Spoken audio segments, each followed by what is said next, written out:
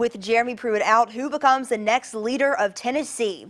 A former Vol great, Gerald Riggs Jr, is weighing in on who should take over the historic program. In the last 15 years or so, Tennessee has been known as more chaotic than historic. Riggs wants the program to get back to its winning ways. Kevin Steele, who's the acting head coach, is an obvious candidate to replace the Rainsville native. Other names being thrown around include Hugh Freeze, Jeff Fisher, the former Titans head coach, and Gus Malzahn. Riggs says he knows a guy who's a great offensive mind, good with recruits, and thinks would have a great homecoming at his former team. Yes, Riggs wants Tennessee to hire Lane Kiffin.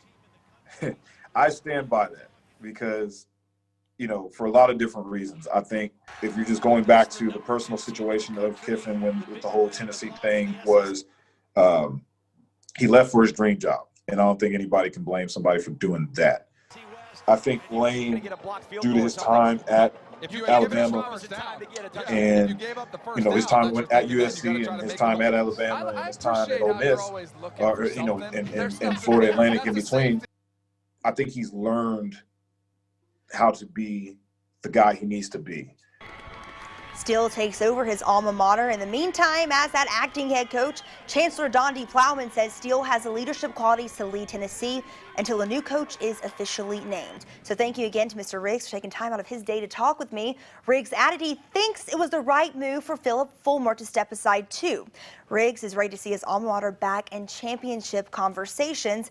He says a new slate was needed for that to happen. So Dan, Tennessee fans are tough, man, and Riggs is saying even as a player, he felt the pressure back when he was playing there in the early 2000s. If Tennessee lost, he didn't show his face in public. That's how